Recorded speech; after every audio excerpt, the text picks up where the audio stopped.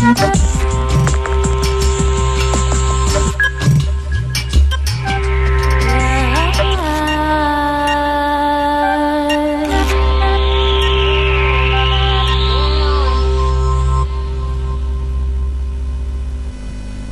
les ha ocurrido nunca de ir donde está la nevera, abrir la puerta y de pronto preguntarse, ¿para qué habré venido? Es como si estuviéramos programados sin nosotros saberlo. Y si esto ocurriera también cuando tenemos que elegir entre tomar un cortado o un café con leche, entre salir de viaje o quedarse en casa, entre casarse o no casarse. Bueno, de esto va Redes hoy. Nuestro cerebro nos engaña. Cuando recordamos y cuando pensamos en nosotros mismos. Cuando soñamos y cuando percibimos la realidad que nos rodea. Nuestro cerebro finge, adultera, falsifica, pero tiene buenas razones para hacerlo. Nuestro cerebro es un dispositivo fruto de la selección natural y está dedicado al servicio de un organismo vivo, nosotros. ¿Y cuál es la meta de todo organismo vivo? La supervivencia. Nuestro cerebro busca nuestra supervivencia a toda costa y a veces para conseguirlo es capaz de suplir la información que le falta por fantasías y confabulaciones. Lo importante es que la información no nos falte, aunque parte de ella no sea exacta. Lo importante es que la realidad se nos presente con un sentido completo y coherente. Que creamos que todos nuestros comportamientos están bajo nuestro control. Que nuestra memoria parezca un reflejo de lo ocurrido. Para nuestro cerebro es más importante contarnos una historia consistente que contarnos una historia verdadera. El mundo real es menos importante que el mundo que necesitamos. Fíjense en la figura de la pantalla. Las líneas grises horizontales son paralelas entre ellas. Pero observen qué pasa cuando los cuadrados se desplazan a un lado. ¿Todavía las ven paralelas? Parece que el paralelismo es relativo, pero ¿puede esto ser posible? Los objetos que vemos, escuchamos y tocamos pueden ser reales, pero lo que experimentamos como realidad es una ilusión construida en nuestro cerebro. Nuestra memoria no es de fiar, no funciona como una cámara fotográfica, y mucho menos como el disco duro de un ordenador. Unas veces, para conseguir un recuerdo coherente, el cerebro rellena los huecos de la memoria con contenidos imaginados e irreales. Otras veces, almacenamos información de forma inconsciente, información que al salir a la superficie parece algo maravilloso y sobrenatural. La actitud, la emoción, la imaginación y lo vivido, todo ello influye en nuestros recuerdos. Lo cierto es que vivimos en un mundo construido por nuestro cerebro. Y por nuestro bien, unas veces nos muestra cosas que no están y otras nos esconde cosas que sí están.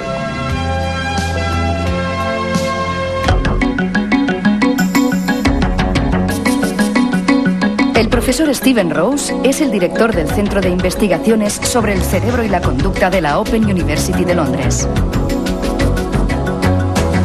Neurobiólogo reputado, Rose centra su investigación en los mecanismos moleculares y celulares de la formación de la memoria.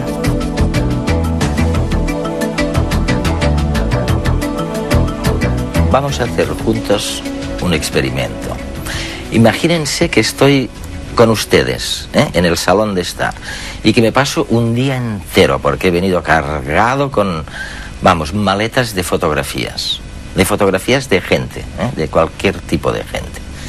Y se las voy pasando una a una, desde las 9 de la mañana hasta las 9 de la noche. Y al día siguiente le voy a pedir cuántas de estas fotografías que vimos el día anterior creen ustedes que serían capaz de recordar si vieran de nuevo la fotografía o se encontraran al señor o la señora por la calle. ¿Cuántos creen que recordarían?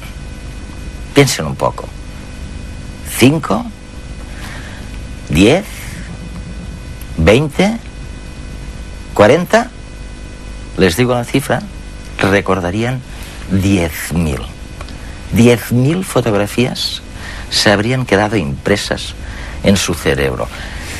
Steven, ¿realmente llegamos a olvidar algo? Bueno, en muchos aspectos es increíble, pero es un experimento muy famoso que realmente se hizo. El mismo experimento se hace aburrido antes de que los que lo hacen se aburran, pero parece ser que el número de caras reconocidas es casi ilimitado. Sin embargo, hay una gran diferencia entre reconocer una fotografía que se ha visto antes y recordar lo que hay en la foto. Es decir, que si se ve la foto de nuevo, se reconocerá, pero si se pregunta de qué era la fotografía y se pide una descripción, esto será mucho más difícil. De forma que hay una gran diferencia entre reconocer y recordar. Y este es uno de los matices que hay en el campo de la memoria, que es muy complejo. Veamos, demos un vistazo a tu artilugio favorito, ¿eh? Aquí tengo una reproducción del cerebro. Sí, un cerebro humano muy bonito. Dios mío, ¿dónde sucede todo eso de que hablamos, Stephen? ¿Aquí, el hipotálamo o la amígdala? Si pensamos en el caso del Alzheimer, en el que las personas olvidan incluso la noción de sí mismas, ¿dónde demonios sucede? Si observamos el cerebro en conjunto, hay esta gran estructura del córtex cerebral aquí, que todo el mundo reconoce. Pero hay también muchas estructuras profundas y muy importantes en el interior. Si partimos en dos este cerebro de plástico, empezamos a ver algunas de las estructuras imprescindibles para el ser humano en la formación de su memoria. La más conocida es esta estructura de aquí, llamada hipocampo, porque tiene un poco la forma del caballito de mar, hipocampo en griego y en latín, que es necesaria para las primeras fases de la memoria. Si esta estructura resulta destruida por un fallo cerebral o a consecuencia de un accidente o algo así, se pierde la capacidad de construir nuevos recuerdos. En la enfermedad de Alzheimer, las células nerviosas de esta región del cerebro se encuentran entre las primeras células nerviosas que mueren por causa de la enfermedad. Y esta es la razón por la que creemos que a las personas que empiezan a padecer Alzheimer les resulta muy difícil recordar cosas nuevas.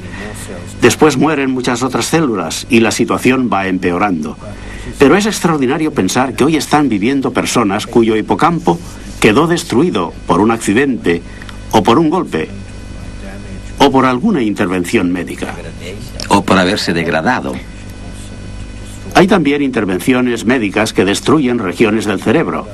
Por ejemplo, en casos de epilepsia. Recordarás un caso famoso, el del paciente al que conocemos solo por las iniciales HM. En los años 50 del siglo pasado, y hoy todavía vive, su hipocampo quedó destruido. En aquel entonces él era un joven de unos 20 años y hoy conserva todos los recuerdos hasta el momento justo en que su hipocampo quedó destruido. Pero si le preguntas qué edad tiene, dice que todavía tiene 20 años. Y te conoce y habla contigo, pero si te vas de la habitación y vuelves a entrar, te hablará como si nunca te hubiera visto antes, porque no puede almacenar nuevos recuerdos.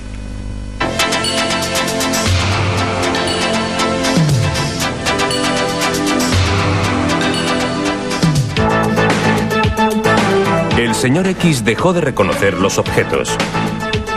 Primero fueron las caras.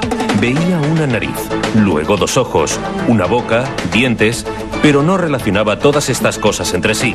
No reconocía a quién tenía delante, a no ser que éste hablase. Entonces sabía perfectamente con quién estaba.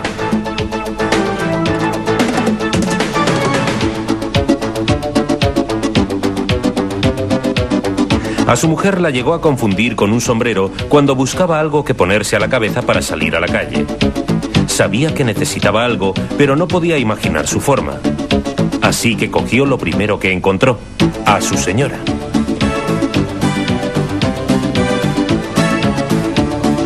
Incapaz de reconocer nada más allá de las formas geométricas simples, para él una flor, tras examinarla detenidamente, era una extraña forma roja enrollada sobre un soporte lineal verde. Sin embargo, con solo olerla, podía identificar de qué especie se trataba.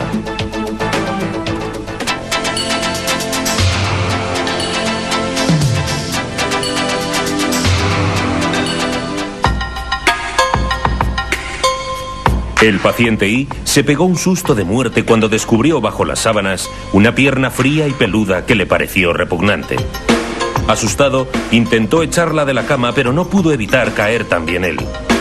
El médico acudió en su ayuda. ¿Qué le ocurre? Alguien ha metido esta pierna en la cama y ahora la tengo unida a mi cuerpo. No sé cómo ha ocurrido. ¿Y esta no es su pierna, dice?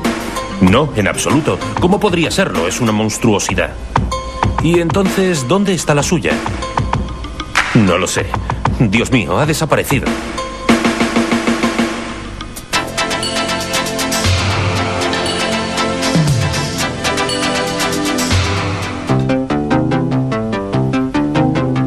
La señora M perdió la conciencia del lado izquierdo de su cuerpo. Para ella era como si no existiera. Ni siquiera puede girarse a la izquierda. Para poder visualizar algo de ese lado, da la vuelta completa por la derecha.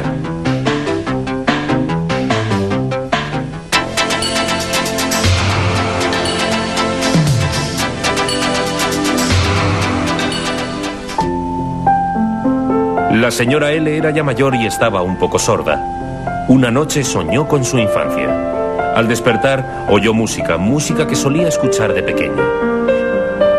Intentó averiguar de dónde provenía. Finalmente, se dio cuenta de que las canciones provenían de su propia cabeza. Con el tiempo, la música cesó poco a poco.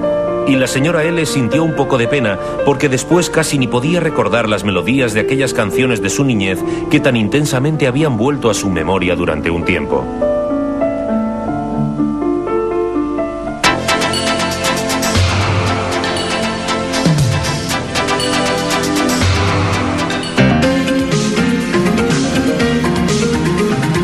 F era un estudiante de medicina. Una noche soñó que era un perro. Al despertar sintió que el mundo había cambiado. Los colores tenían muchas más tonalidades y los olores eran mucho más intensos y sutiles. Podía reconocer a gente con gran facilidad e incluso intuir su estado de ánimo mediante su olor corporal e incluso orientarse en la ciudad.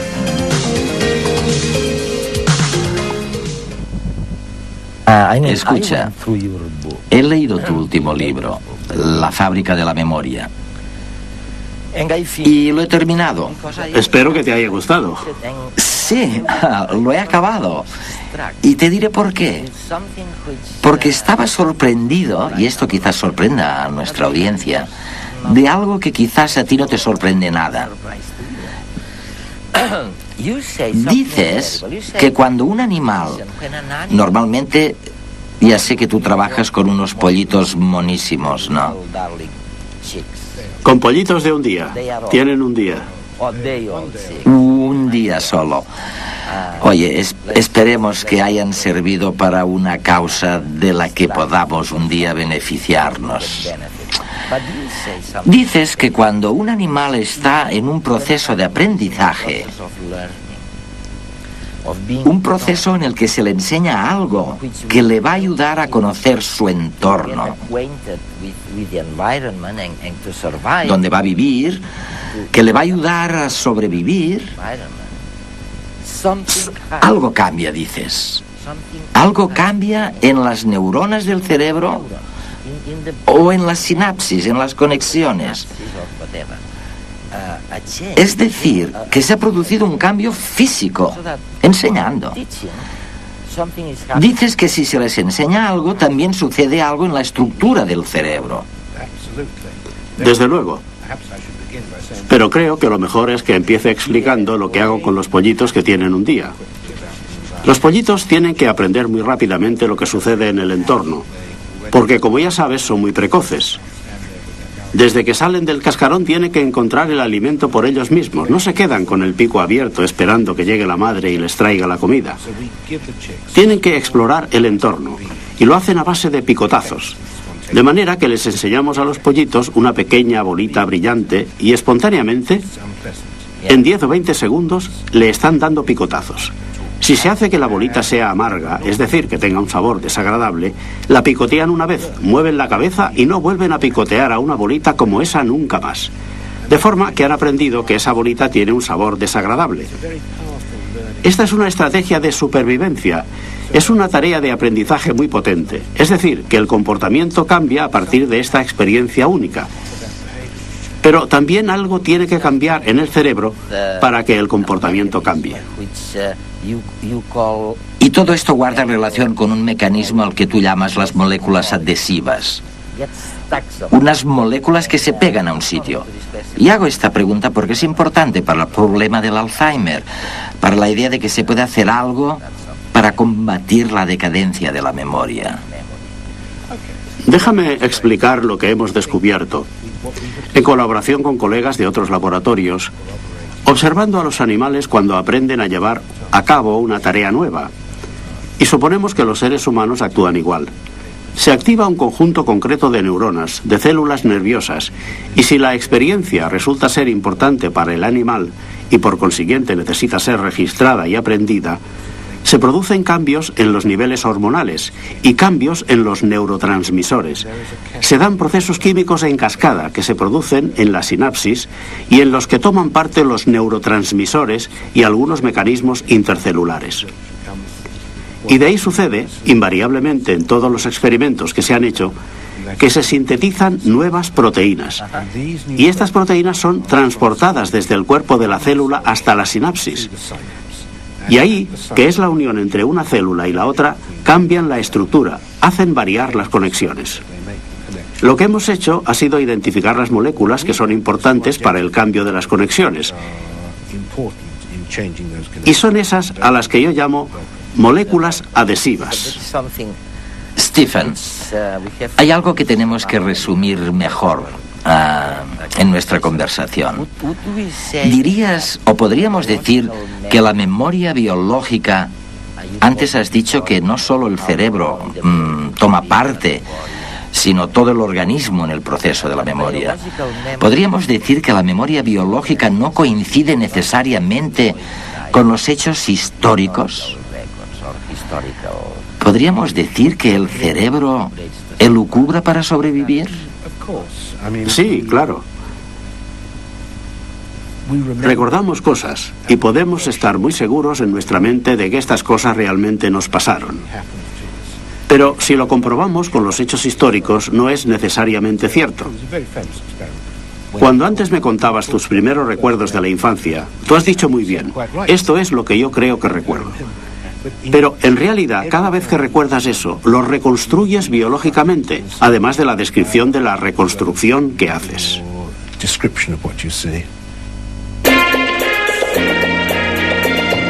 Nos ha ocurrido a todos. Estamos allí y es como si ya hubiéramos estado antes. Sabemos qué es lo que va a pasar. Es el fenómeno del déjà vu o de lo ya visto. ¿Por qué se produce? No está claro.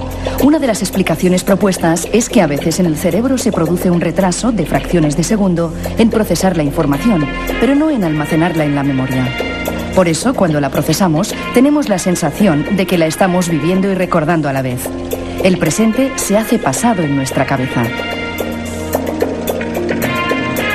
Mediante los sentidos, el cerebro establece un diálogo con el mundo externo que nos permite interpretarlo y sobrevivir en él. Pero en muchas ocasiones, como en el déjà vu, esta interpretación no se corresponde con la realidad. Muchos de estos engaños se deben a una capacidad sorprendente de nuestro cerebro. Cuando la información que le llega del exterior no es suficiente o es confusa, se la inventa. Rellena los huecos informativos para construir una realidad lo más lógica posible, de acuerdo con nuestros esquemas mentales. En un lugar donde hay mucho ruido, por ejemplo, nuestro cerebro rellena los huecos auditivos y así nos permite mantener una conversación. Y en situaciones de mucho estrés o cansancio, cuando las entradas sensoriales son muy deficientes, puede provocar alucinaciones en personas sanas. Esta especie de horror vacui cerebral también abarca la memoria, porque los recuerdos son una mezcla de realidad y ficción. Los cortamos, pegamos y empalmamos, resolviendo ambigüedades y estableciendo conexiones razonables entre los hechos, aunque no las haya. Otra trampa para crear una historia plausible, aunque poco fiable. Y es que el cerebro no ha evolucionado para comprender el mundo, sino para que sobrevivamos en él. Y parece que para eso es mejor contar con una historia coherente, aunque sea en parte falsa, que con otra más real, pero incompleta.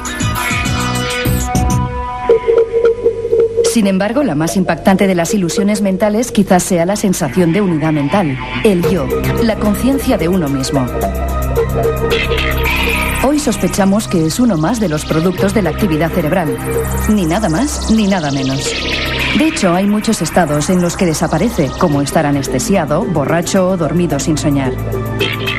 Y sin embargo, todas las demás funciones ocupan el mismo espacio de masa cerebral, y esta continúa con los mismos requerimientos de oxígeno y nutrientes. Muchos expertos creen que más que una unidad, somos una sociedad de mentes distintas que funcionan como una orquesta. Pueden sonar todos los instrumentos a la vez, pero también se forman quintetos, cuartetos o simplemente un solo.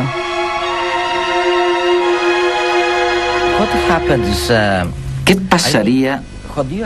Quiero decir, oye, vamos a ver, lo que tú dices es que la memoria se mantiene a pesar de los cambios estructurales que se producen en las relaciones sinápticas o entre las neuronas. Y yo no me podría imaginar a mi ordenador manteniendo mis archivos intactos con un cambio continuo en la estructura interna del ordenador. Se estropearían seguro. Pero ahora estás hablando de una de las paradojas de los sistemas vivos en general. Acabamos de conocernos por primera vez para hacer esta entrevista. Si tuviéramos que volvernos a encontrar dentro de 1 o 2 semanas, o incluso un mes, espero que nos podríamos reconocer. Sin embargo, cada molécula de nuestro cuerpo durante este tiempo habrá circulado muchos cientos de miles, muchos millones, y no solo las sinapsis o las neuronas. Algunas moléculas se habrán roto y resintetizado cientos de veces en un segundo. Y sin embargo, seguimos siendo la misma persona. De forma que no es solo el cerebro el que conserva la estructura o la memoria, también lo hace todo el cuerpo.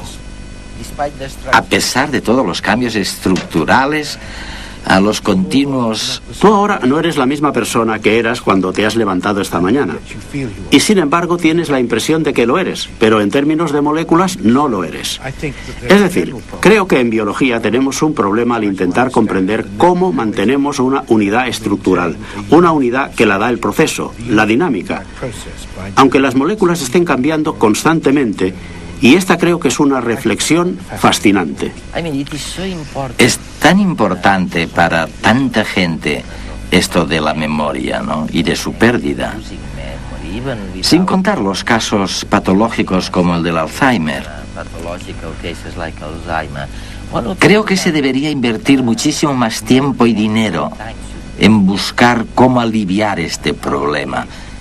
Si es que se puede, ¿no? Sobre esto hay un par de temas que me gustaría comentar. Primero, es que el olvidar también es bueno.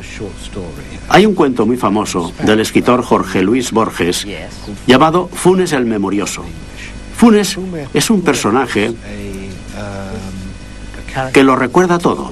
Nunca se olvida de nada. Recuerda el rastro que deja al caer una gota o el dibujo de efecto marmóreo de la contraportada de un libro. Y como dice Borges, tardaba todo un día en recordar lo que le había sucedido el día anterior. Y Funes se murió muy joven de una sobredosis de memoria. Es muy importante no recordarlo todo y hay que olvidar todo lo que no tiene relevancia. Tener un cerebro eficaz quiere decir tener un filtro de percepciones, un sistema de filtro que elimina todo lo que es trivial. Como por ejemplo, lo que has desayunado hoy. O sea que cuando alguien te dice que te has olvidado de su cumpleaños porque no le importa... Es probablemente cierto si para ti en el fondo es trivial, porque no debes memorizar este tipo de cosas. El problema, por supuesto, es diferenciar lo que es importante de lo que no lo es. Si te presentan a alguien en una fiesta y quieres volverlo a ver, es importante que recuerdes su nombre. Quizás este es uno de los problemas básicos de la vida. Como decía Bourguiba, el presidente tunecino, lo difícil es distinguir entre lo esencial y lo importante. Creo que es exactamente eso. ¿Puedes explicarme el ejemplo de la cucaracha a la que se le había cortado la cabeza, incluido el cerebro, claro? Es decir, que no tenía cerebro pero seguía funcionando como si lo tuviera. Seguía memorizando. ¿Cómo explicas esto? Bien, los insectos tienen un sistema nervioso muy distinto de los vertebrados, de los mamíferos, de los humanos. Tienen un sistema nervioso separado en el que grupos de neuronas en unas regiones en particular, por ejemplo en las patas o en el estómago, tienen un cierto grado de autonomía. Una de las invenciones, en términos de evolución, del paso de invertebrados a vertebrados, es que el sistema nervioso se agrupa en la parte superior de la cabeza y se subordina el funcionamiento de todas las otras regiones, de clústeres de neuronas, al funcionamiento de la cabeza. De manera que en nuestro caso no es probable que un día podamos pensar sin cerebro, ¿no? Me temo que no. Ni siquiera trasplantándolo. Bueno, esto es una idea, pero una cabeza trasplantada o cerebro en realidad no estaría trasplantado. Es al revés, sería un cuerpo trasplantado en un cerebro ya existente.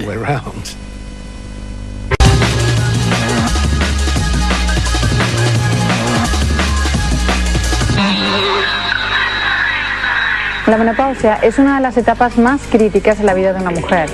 Minimizar los efectos secundarios adversos, tanto físicos como psicológicos, y mejorar los tratamientos actuales son los principales objetivos de una investigación realizada en Gran Bretaña.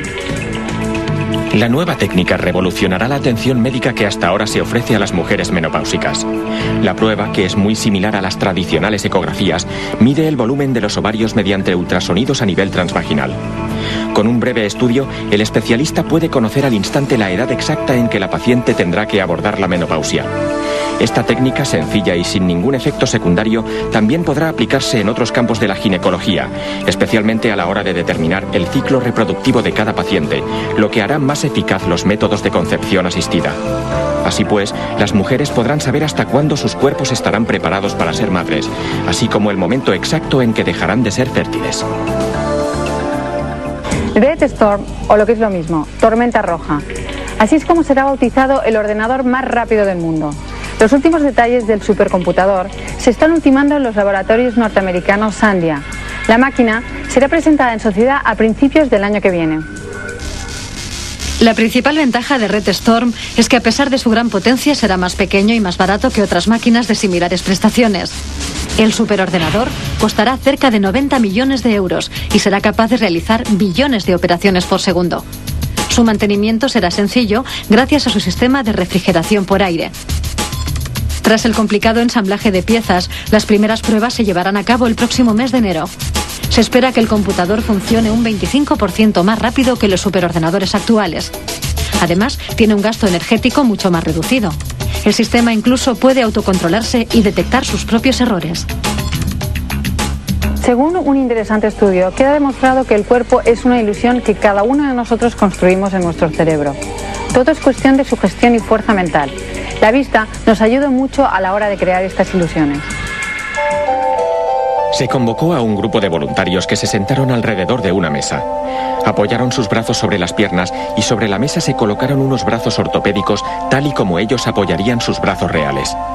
A las extremidades de goma se les realizaron diversas acciones, como pasarles un pincel para simular un cosquilleo. Gracias a las resonancias magnéticas realizadas a los voluntarios, se observó cómo la actividad eléctrica del cerebro respondía a los estímulos realizados sobre el brazo de mentira. Los participantes sintieron de manera real cuando la extremidad de goma sufría una agresión con un punzón y cuando se le aplicaba una fuente de frío. Estos sorprendentes resultados muestran que la mente construye una ilusión que es nuestro propio cuerpo. Por primera vez se han elaborado imágenes tridimensionales de las masivas erupciones solares. La nueva técnica 3D permitirá comprender mejor el comportamiento de la evolución del Sol. Las expulsiones coronales de masa son las más violentas que se registran en el sistema solar, ya que lanzan al espacio miles de millones de toneladas de gas a velocidades altísimas. El problema es que los astrónomos aún no han conseguido descifrar el origen de estas poderosas emisiones. A partir de ahora tendrán una nueva herramienta con lo que podrán observar estas explosiones en 3 dimensiones, lo que les ayudará a predecir con mayor exactitud la frecuencia y el impacto de estos fenómenos. Las imágenes proceden de instantáneas bidimensionales obtenidas por el observatorio SOHO. Las imágenes permiten observar los campos magnéticos que acompañan a las expulsiones de masa y que a veces interfieren con el propio campo magnético de la Tierra.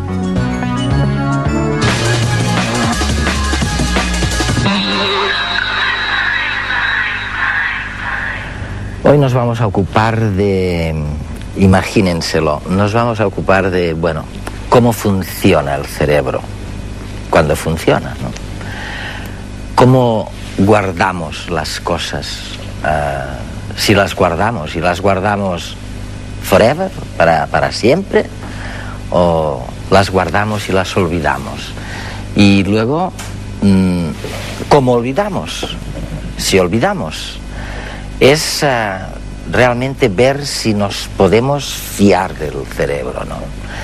Y bueno, y saber, comparándolo con el del resto de los animales, saber, oye, un poco lo básico, ¿no?, que debiéramos saber, ¿no? Por supuesto que estamos en redes, ¿no?, en la 2, transmitiendo para nuestras audiencias en España y por el canal internacional en el resto del mundo. Oye, con instrumentos externos, o sea, con manipulaciones externas vía fármacos, se ha hablado mucho, por ejemplo, de los fármacos de la inteligencia, los smart drugs, ¿no? ¿Se puede alterar o no se puede alterar el cerebro de la gente? Por ejemplo, en el caso, para ir a un paradigma concreto, despierto o dormido, es evidente que a una persona despierta se le puede inducir el sueño y cambiar su estado de actividad eléctrica con fármacos. Esto es así.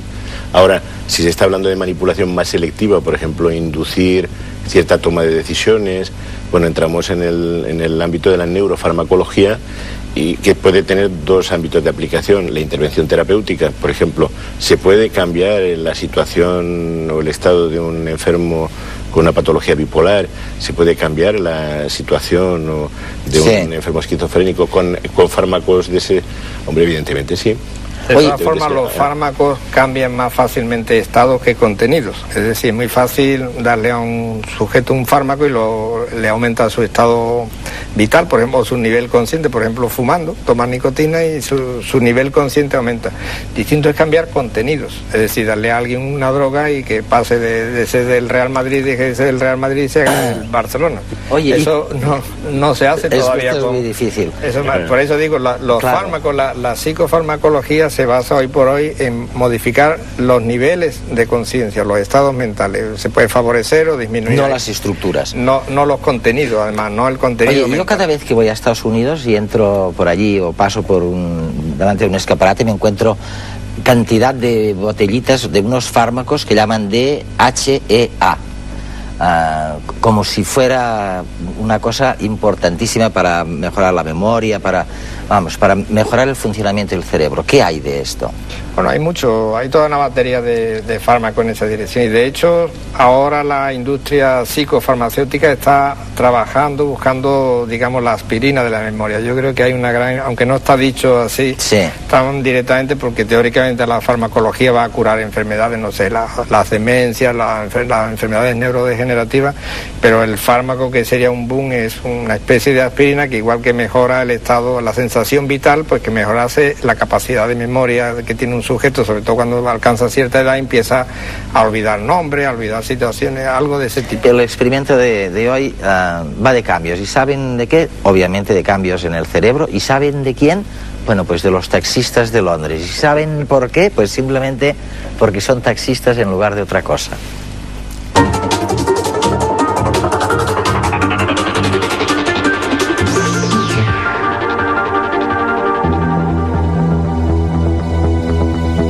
¿Pensabas que los taxistas tienen un cerebro como el nuestro? Pues no. Un estudio ha revelado que los taxistas de una gran ciudad tienen más desarrollada la región del cerebro que controla la memoria espacial. Ser taxista en una gran ciudad no es fácil. En algunas ciudades, por ejemplo, para obtener la licencia, el conductor debe aprender todo el callejero de memoria y llevar a cualquier pasajero al lugar más apartado de la ciudad sabiendo solamente el nombre de la calle. La memoria espacial se archiva en una región del cerebro que está aproximadamente a la altura de las orejas, dentro del lóbulo temporal. en el hipocampo. Tenemos 2 hipocampos, uno a cada lado del cerebro. Investigadores del University College London estudiaron y midieron el hipocampo en un gran grupo de taxistas. Observaron las dimensiones de esta región del cerebro que controla la memoria espacial y las compararon con las imágenes de un grupo de personas que desarrollaban actividades en las que la memoria no intervenía de manera tan clara. El resultado de las medidas fue claro. Los taxistas tenían la región del hipocampo más desarrollada que el grupo control.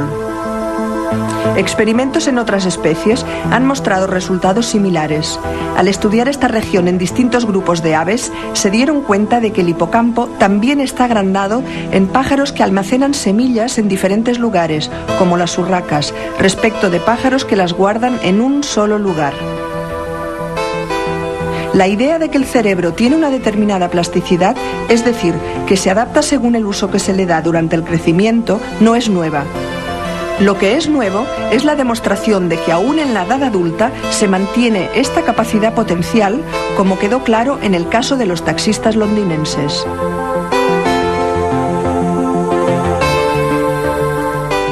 Bueno, ya lo han visto, o sea que los taxistas londinenses tienen una parte del cerebro más grande y simplemente se trata de aquella parte dedicada supuestamente a la intuición espacial, ¿no? A la orientación espacial.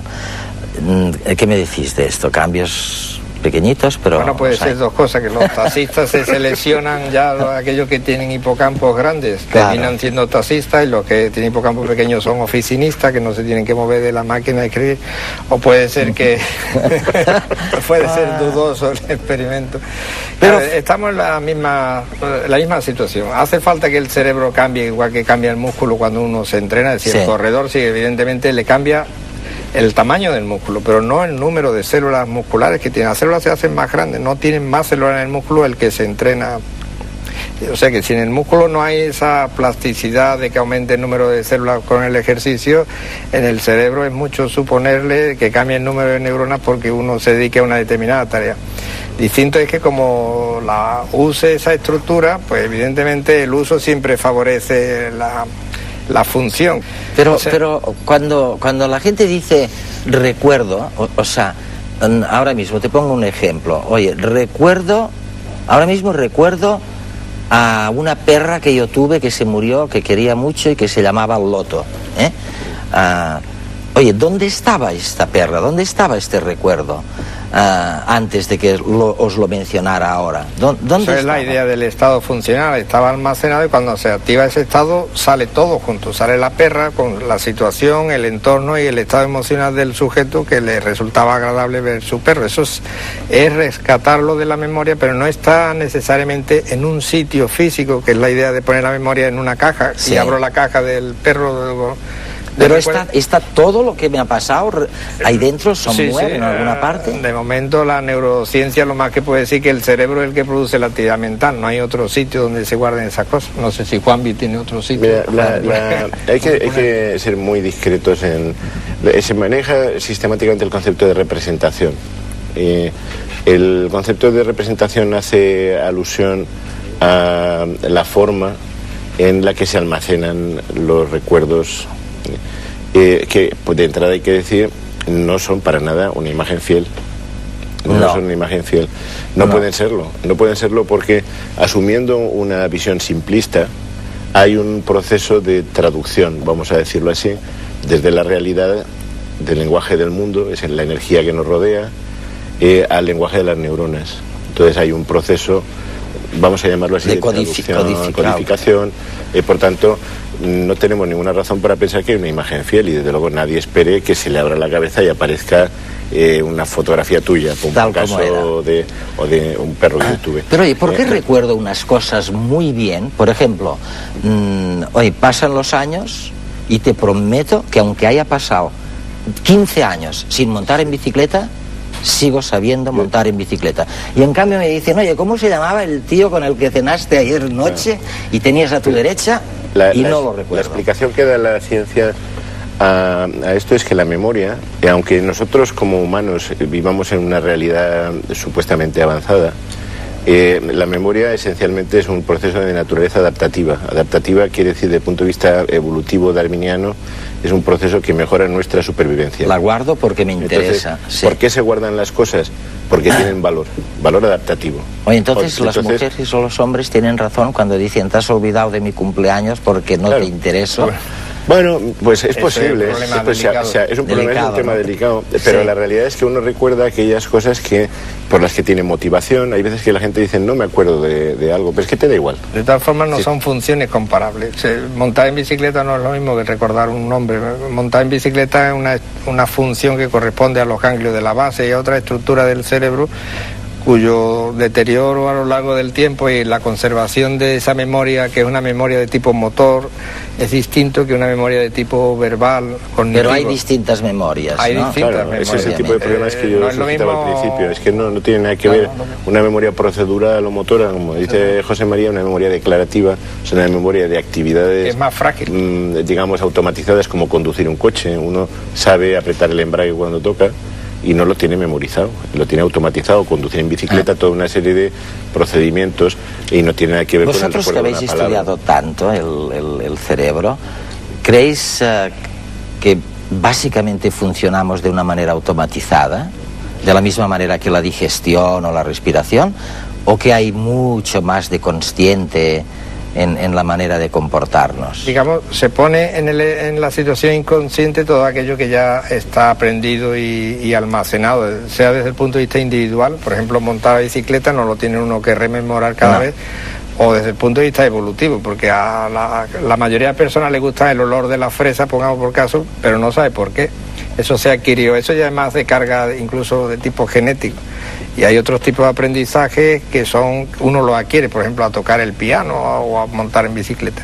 Ahora, los procesos que son conscientes son aquellos de los cuales uno tiene una gran ignorancia y tiene que poner el esfuerzo mental, porque la actividad mental fundamentalmente es hacer algo sin hacerlo, es pensarlo y no hacerlo. Y o sea que incluso un aprendizaje motor requiere, cuando se está aprendiendo, poner la capacidad mental. Cuando uno aprende a conducir está allí con los, como se dice, con los cinco sentidos. Yo sigo sin saber dónde guardo eso, pero os voy a pasar el reportaje que han hecho nuestros biólogos y químicos sobre dónde guardamos las cosas en la memoria. And let's think about what's actually happening when we lay down a memory. Vamos a hablar de lo que pasa cuando se genera la memoria. Estoy ahora hablando contigo. Todas estas experiencias sensitivas que estoy teniendo, mis manos moviéndose, yo mirando tu cara enfrente de mí, oyendo mi voz, oyendo tu voz, todo esto está llegando al cerebro como patrones de impulsos nerviosos. Tú no existes. Existen los patrones de actividad nerviosa que mi cerebro experimenta. Y como sé que voy a recordar este momento, es evidente que hay algo que ha tenido que cambiar en mi cerebro. Mi cerebro será distinto mañana de como es hoy, por el hecho de tener el recuerdo de esta conversación. El estar hablando contigo ha producido unos patrones de actividad neuronal, de impulsos nerviosos. Son estos los que provocan cambios en mi cerebro a través de vías nerviosas, a través de sinapsis.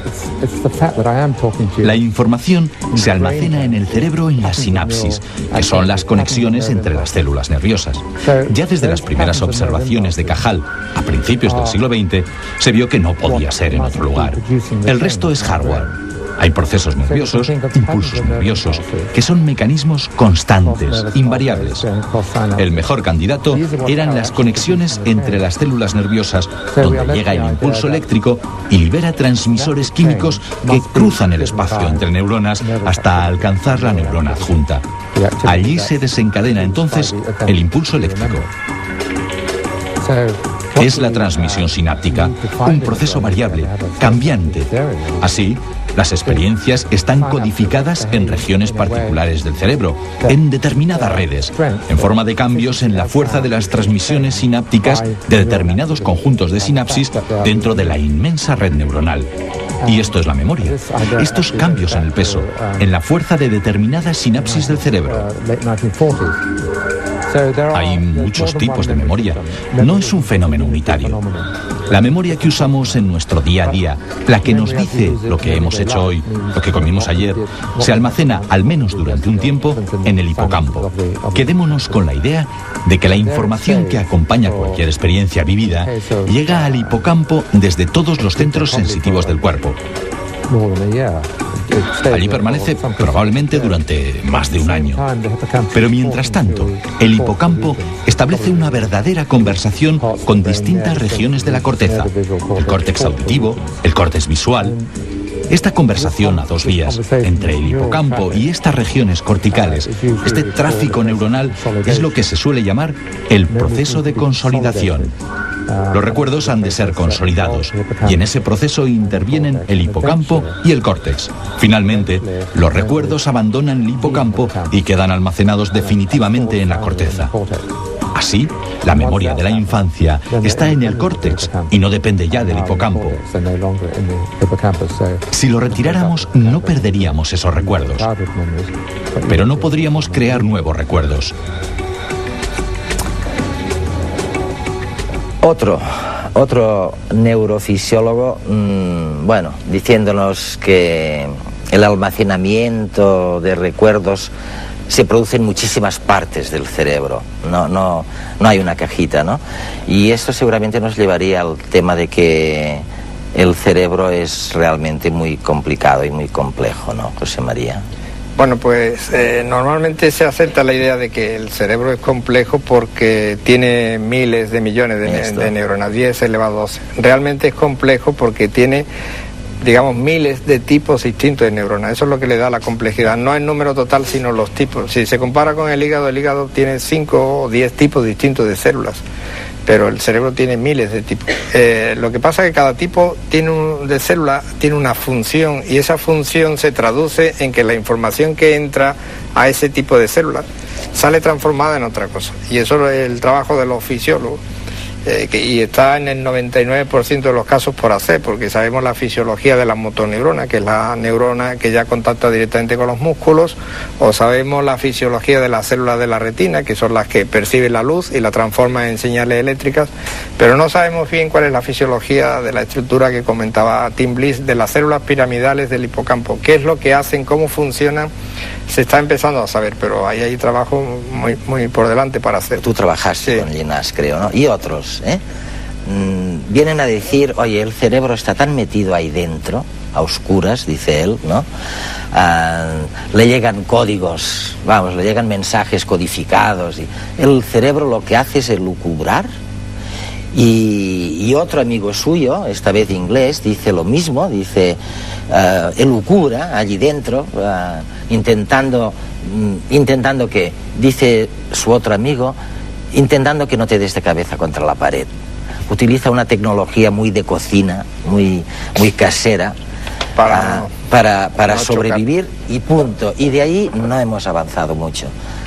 ¿Tú qué me dices a eso? Bueno, pues que eso puede ser una idea platónica de cómo funciona el cerebro. El cerebro, más que aprender, lo que hace es comprobar que lo que está viendo coincide con la imagen que ya tiene dentro. La idea de Llinás, un poco exagerada, sería que el cerebro está siempre soñando, principalmente cuando uno sueña, pero que cuando está despierto comprueba o contrasta el sueño con la realidad.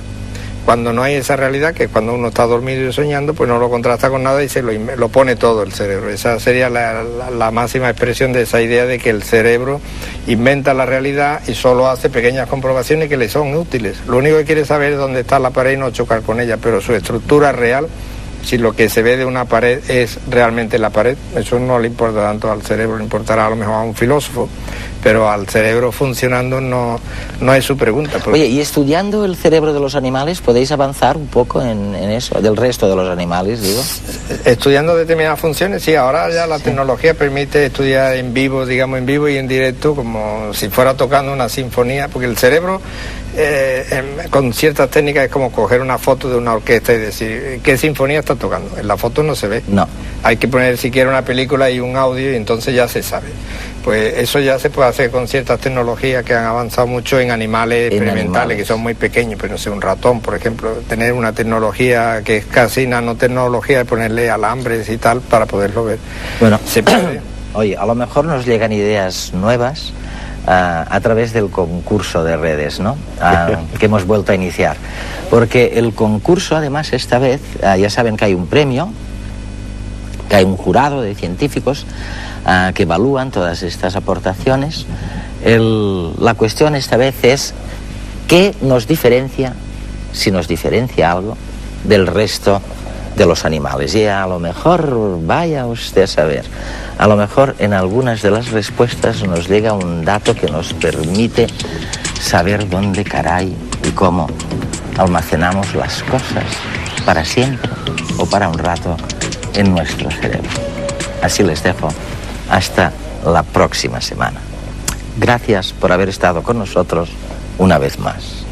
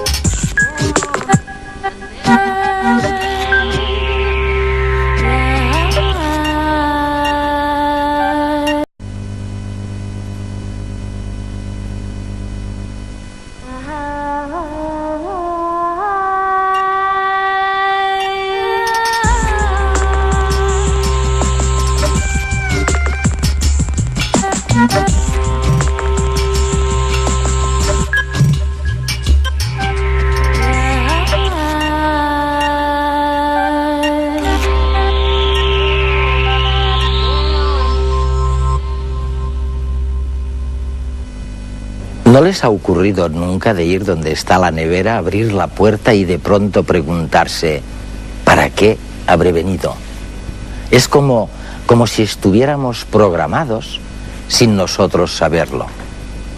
¿Y si esto ocurriera también cuando tenemos que elegir entre tomar un cortado o un café con leche, entre salir de viaje o quedarse en casa, entre casarse o no casarse?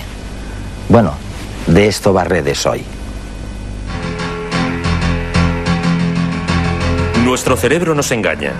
Cuando recordamos y cuando pensamos en nosotros mismos. Cuando soñamos y cuando percibimos la realidad que nos rodea. Nuestro cerebro finge, adultera, falsifica, pero tiene buenas razones para hacerlo.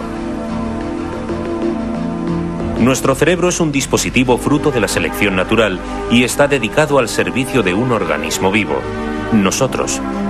¿Y cuál es la meta de todo organismo vivo? La supervivencia.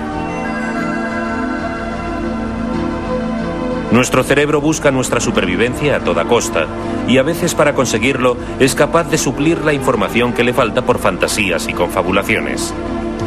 Lo importante es que o a consecuencia de un accidente o algo así, se pierde la capacidad de construir nuevos recuerdos. En la enfermedad de Alzheimer, las células nerviosas de esta región del cerebro se encuentran entre las primeras células nerviosas que mueren por causa de la enfermedad. Y esta es la razón por la que creemos que a las personas que empiezan a padecer Alzheimer les resulta muy difícil recordar cosas nuevas. Después mueren muchas otras células y la situación va empeorando. Pero es extraordinario pensar que hoy están viviendo personas cuyo hipocampo quedó destruido por un accidente o por un golpe o por alguna intervención médica. O por haberse degradado. Hay también intervenciones médicas que destruyen regiones del cerebro. Por ejemplo, en casos de epilepsia. Recordarás un caso famoso, el del paciente al que conocemos solo por las iniciales HM. En los años 50 del siglo pasado, y hoy todavía vive, su hipocampo quedó destruido. En aquel entonces él era un joven de unos 20 años, y hoy conserva todos los recuerdos hasta el momento justo en que su hipocampo quedó destruido. Pero si le preguntas qué edad tiene, dice que todavía tiene 20 años. Y te conoce y habla contigo, pero si te vas de la habitación y vuelves a entrar, te hablará como si nunca te hubiera visto antes, porque no puede almacenar nuevos recuerdos.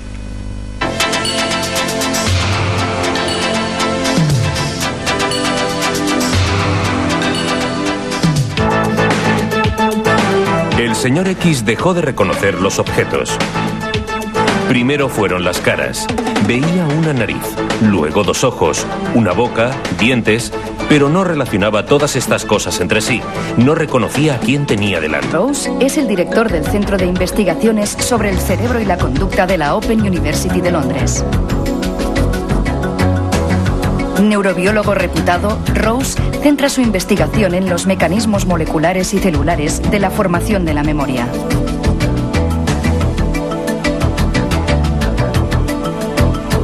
Vamos a hacer juntos un experimento.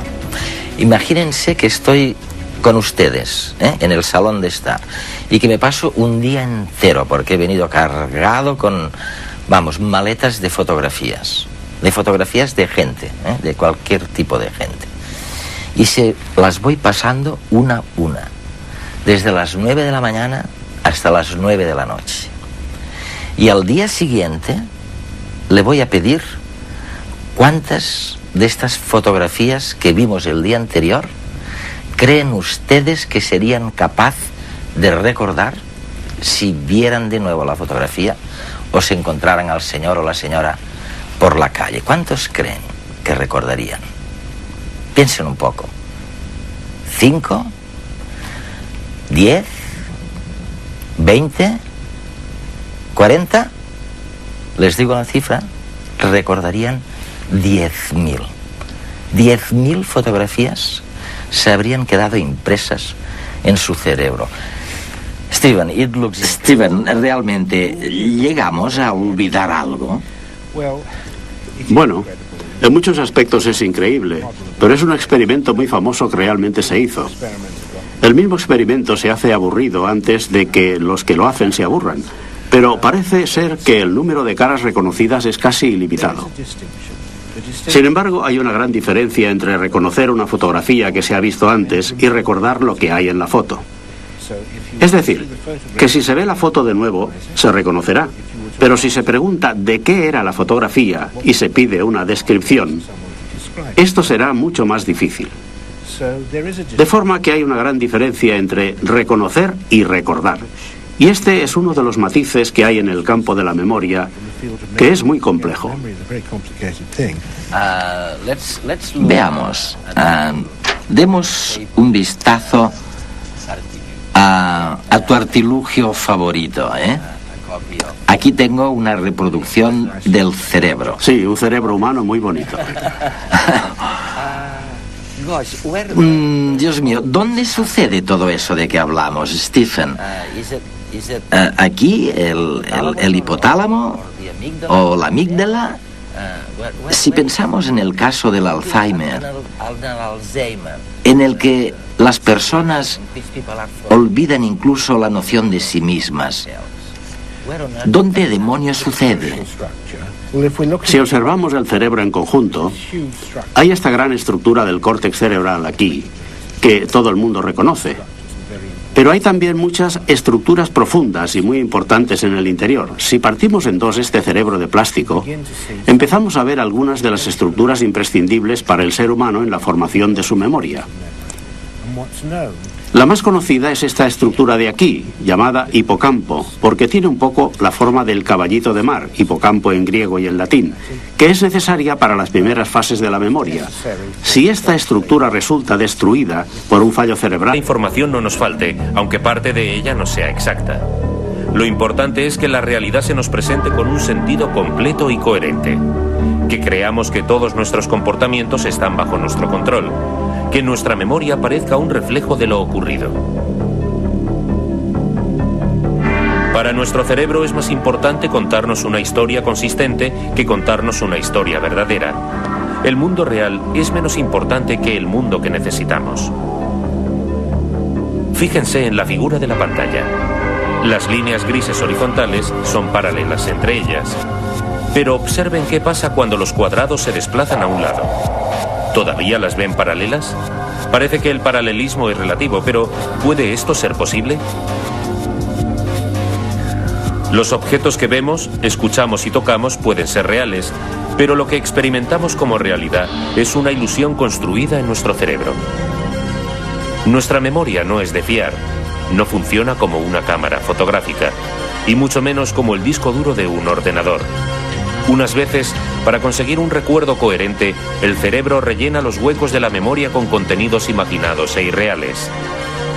Otras veces, almacenamos información de forma inconsciente, información que al salir a la superficie parece algo maravilloso y sobrenatural. La actitud, la emoción, la imaginación y lo vivido, todo ello influye en nuestros recuerdos. Lo cierto es que vivimos en un mundo construido por nuestro cerebro, y por nuestro bien, unas veces nos muestra cosas que no están y otras nos esconde cosas que sí están.